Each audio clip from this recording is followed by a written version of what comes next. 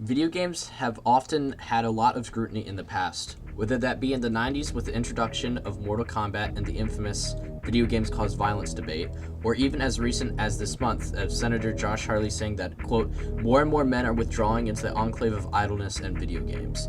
The question of if video games are good or bad has always been constantly talked about, but I would like to input my own opinion on the topic.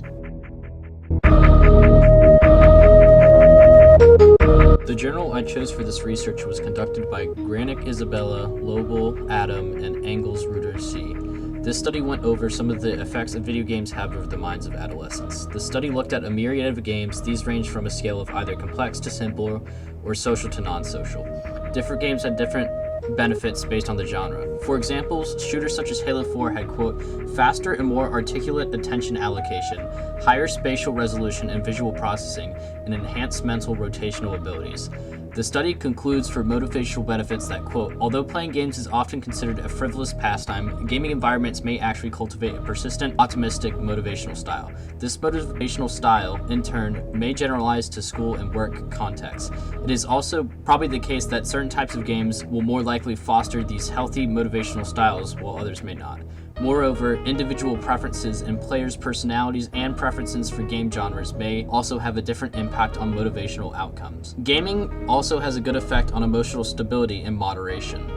The opening section for the emotional benefits of gaming states that, quote, gaming may be among the most efficient and effective means by which children and youth generate positive feelings.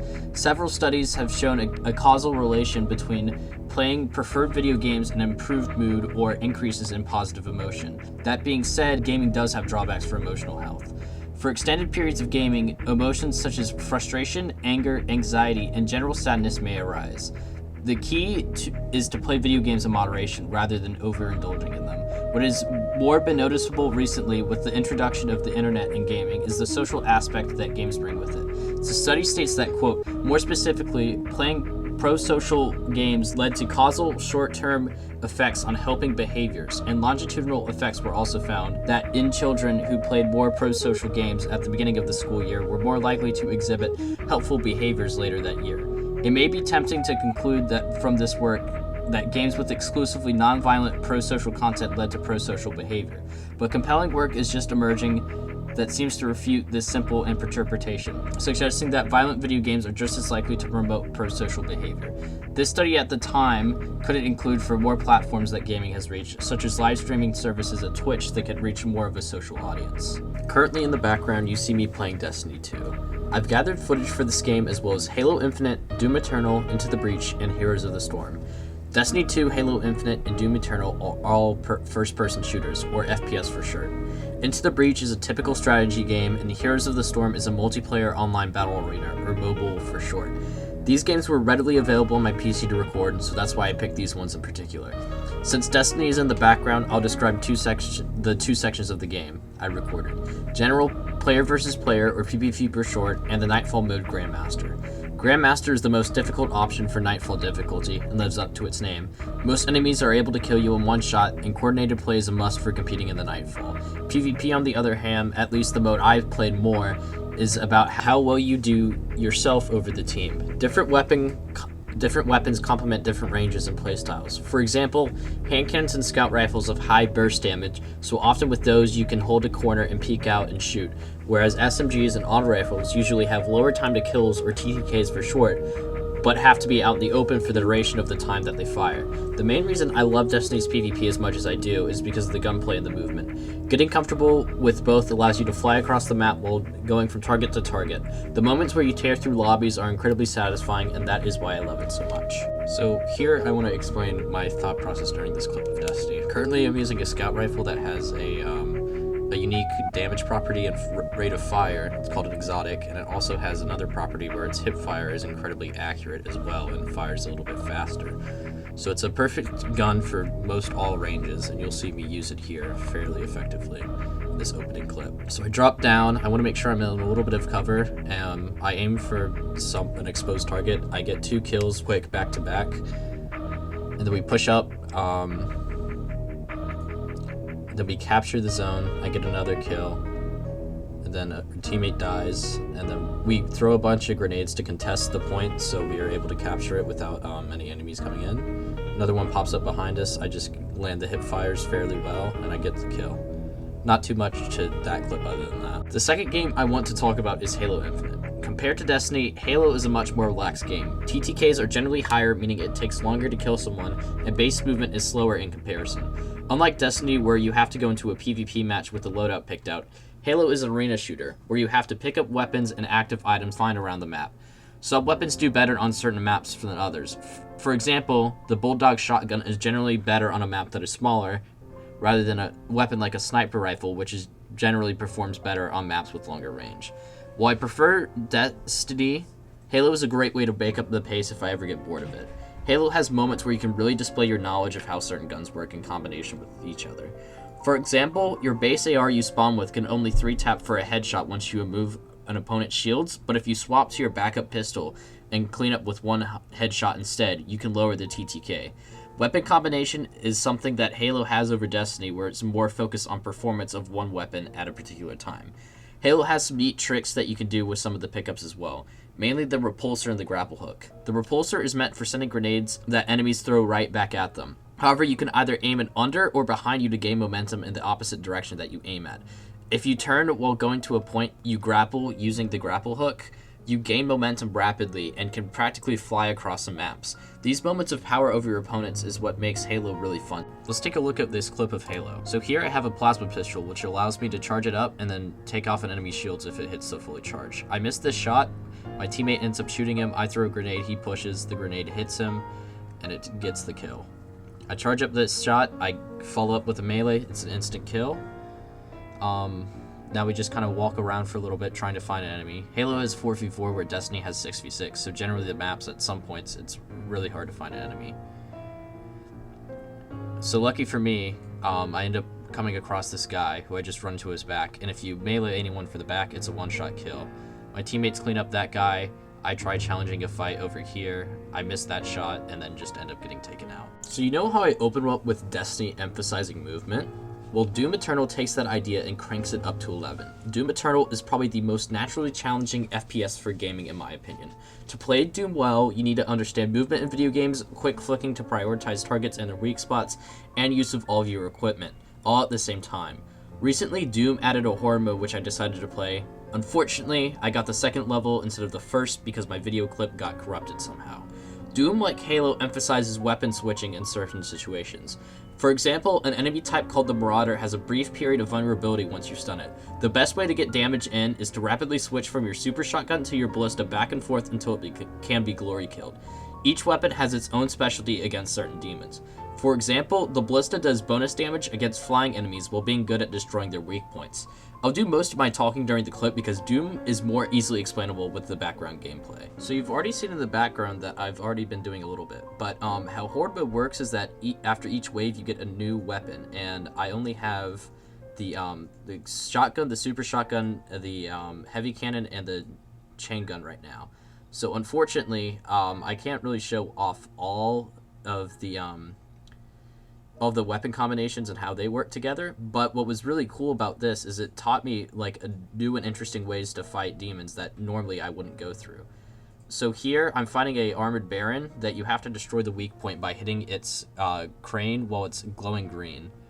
So what I did there is Doom, you really have to balance a lot of things all at once. Certain demons coming at you, whether that be just movement, making sure your ammo economy is full, using your abilities when you need to, and just doing all of that at once makes Doom an incredibly fun game to play.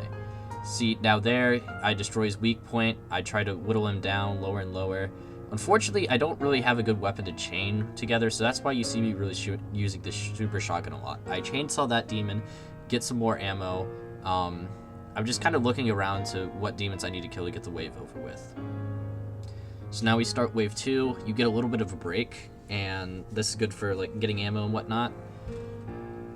So you'll probably see more demons, and I'll explain kind of some of their weak points. So those are just basic fodder demons. They don't really have much going on. All you really need to do is just kill them and just get them over with. Now this one has a lot of jackals. Those are the ones that are just teleporting everywhere. These guys don't really have like a weak point in the traditional sense. So like, for example, that like armored baron, it doesn't have a weak point like that. So you just kind of just gotta whittle through it, and you'll see me, I think soon, I'll utilize the blood punch. That you have to refill using glory kills. Those are those states where you see the revenant.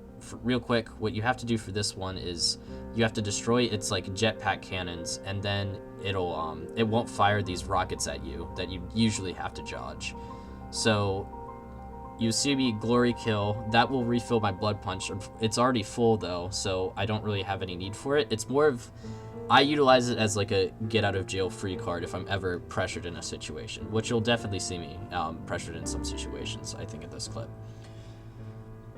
Again, there's just kind of this awkward part where you just have to find the demons that are just kind of just somewhere, and usually I do pretty good with that. Now we're on wave 3. I think wave 3 has a marauder, so you'll get to see that. There he is. That's the marauder. He's really annoying. You can only damage him when he's like charging at you, and you have to stay a certain length away. There's also that demon where you have to precisely hit it when it's exposed like that, kind of similar to the armored baron. So, and then you have to juggle all these demons, which usually you don't have to do with the marauder, and this is definitely messes me up. So that's where I get the stun off the marauder. If I had the ballista, I probably would have swapped back and 2 a couple of times.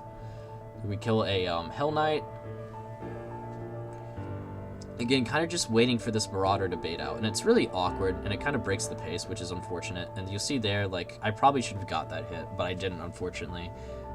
And then I end up wasting a life. I have 10 of them, so it's not a big deal. I'm used to playing on Ultra Nightmare, where you die once, it's game over, and you have to restart. And that's been really annoying, but it's also conditioned me well to play better. You'll see me with the grapple hook for the meat hook. What you can do with that is you can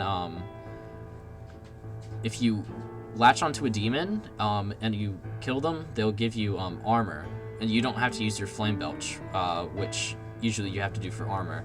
So you'll see me do that into like a chainsaw or like just a real quick cleanup of an enemy. Unfortunately, I didn't get the kill off at that time to get the health. So here we just kind of bait out the marauder. I tried weapon swapping. It doesn't really do too much, because I don't really have, other than the super shotgun, I don't have good burst weapons, so I can't really cycle through them. That's the flame belch into the into just a general frag grenade. There's also an ice grenade. Unfortunately, those don't work on the marauder, or it'd be way too easy.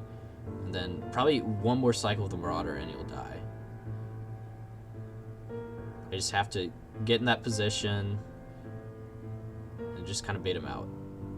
Hopefully you'll get to see this, but with that Cyper Mancubus, usually what I do is I'll throw a grenade, and then it'll stun him for a little bit, and then once you get that stun, you can go in for a blood punch, and that removes all of his armor. See, just like I said, because if you didn't go in with that stun, or that nade, you could just like get hit and it will really mess you up.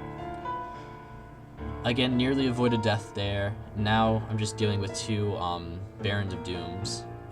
They're fairly difficult. They're not like the worst thing in the world, but they're just really tanky sometimes. I kill one. I now need ammo. I chainsaw a demon. Barons are chasing me. Unfortunately, my really only good like damage option is the super shotgun. The chain gun and the chain gun's really good for just killing fodder demons, getting glory kills off if you need to get health. Whereas like you haven't seen me use it much, other than that time with the armored baron, was the shoot, I don't know why I'm blanking on it, was the heavy cannon. That's what it is. You'll see there that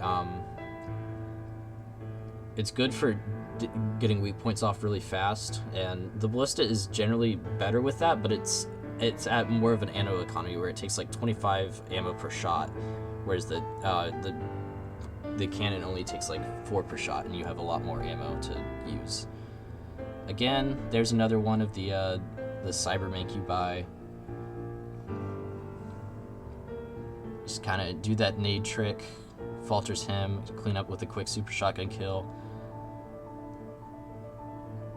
And I think I'm looking for kind of armor, just killing fodder demons as well. do the same thing, get an ice nade, pop him, and I think that's the encounter. There we are. Now that we're done with the FPS games, let's switch to something that is more strategic. Heroes of the Storm, or HOTS for short, is a multiplayer online battle arena, or MOBA for short. This is characterized by a 5v5 lane-based gameplay where each team has to effectively manage lanes and eventually destroy the enemy's core. HOTS differs itself from other MOBAs in a few key ways, one of them being the events in a match. For example, the map that I played on, Sky Temple, has an event where 2 temples open up, and if you control them for a period of time, it will attack enemy forts for you. Similar to Doom, I can explain it better with gameplay rolling, so let's do that real quick. So currently, right now, I'm playing as Imperius. What he's really good, he's good as playing as a team character, because what he does is, with his Q, he's able to trap opponents for a little while, and then he does a little bit of bonus damage after trapping an opponent. So if you can work with a team, they can all just burst him down real quick, and then you'll get an easy kill. See, like there, I got Jaina real quick, and then I was able to quickly burst her down. So you'll see just kind of right now, it's just kind of managing against what the opponents do. I'm more or less just going to each lane, seeing, oh, there's an opponent up there, let's go and try to deal with him. And for the most part, I can do that fairly well. Imperius is definitely key on, can you land that Q ability, and if not, you'll definitely have some hard moments where it might be hard chasing a kill. Just our dude, and there's only one opponent, so I think she's pretty much effectively dead. Yeah, just like that. And then you'll see we control the Zerg, no problem, and then we go and defeat a boss, and this is really good for that kind of that core push like I was saying earlier. Just kind of ensuring that you can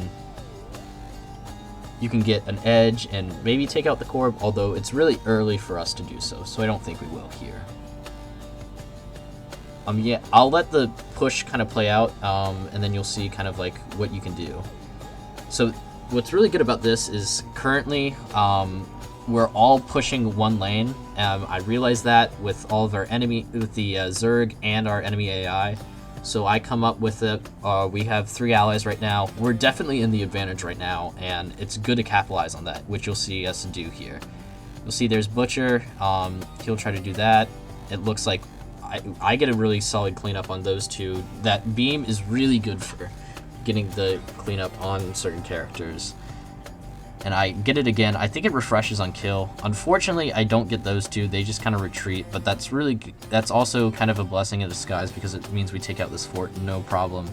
Our Zerg army is still doing healthy at a 46%, and we still have our boss, so we're definitely in prime area just to keep on pushing.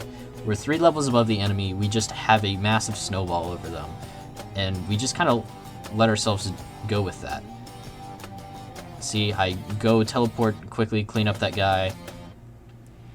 I'm just kind of in this area where, yeah, Butcher definitely pushed me, but I'm able to teleport out of his ult and get the kill on him, no problem. And now we just realize that 44% Zerg, and there's the core. It's probably not feasible for us to get it, but even then, I still think we push for it.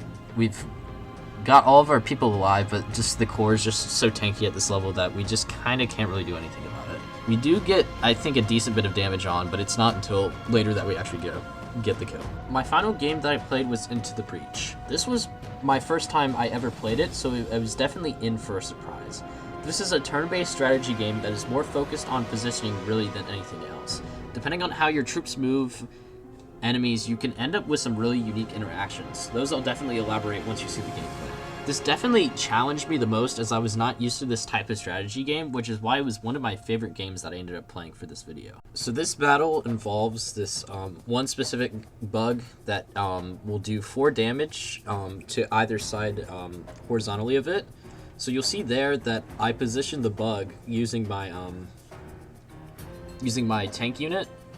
I position him so where he'll take out the enemy, and then he won't do any damage to any building, which is, like I'm saying, this is why this game is much more about positioning than you might originally think.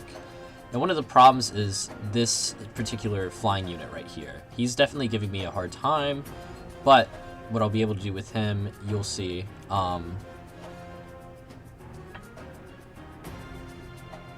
That I'm just kind of thinking about what to do. That's definitely one of the hard... It's a lot more rigorous than you'll think it is. So I move that, and then I end up shooting. It pushes my troop away. What I'm able to do with him now is I'm able to push him back, and he'll get hit. He won't take out any tower. Then now we wait for the next wave to spawn. He'll move, and now you'll see I'll probably end up pushing him back with the cannon, because it'll be a simple and effective way of taking out. Oh, I don't end up doing that actually. I push him back. He won't take out a building. I do the same just with that guy, and then I think what I'll try to do is just hope that I'm lucky and the guy who goes horizontally ends up doing it first. Which I am, so he won't take out that building. All good for me. Now those two are threatened, which isn't good for me, obviously. And more enemies end up popping up. I move him, I think.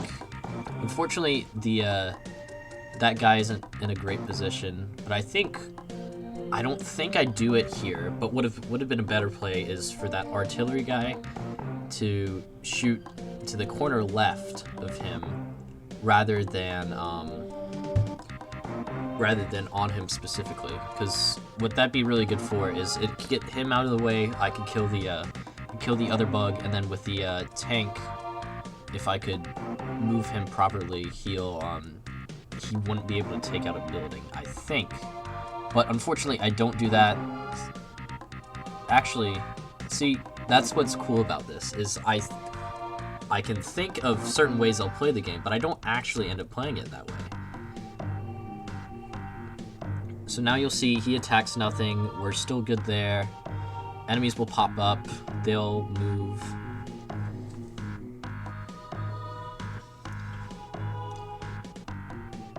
This is my last turn, so as long as I am able to get them away from the buildings, I'll be a-okay.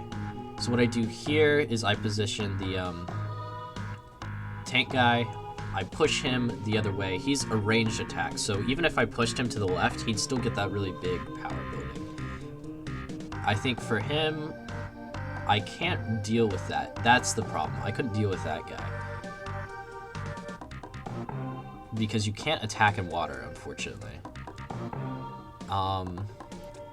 So I think I end up just kind of giving up, because there's not much I can do. I lose a thing of power, but for how well I played it, I'm honestly pretty happy with how it turned out. So that's what's really...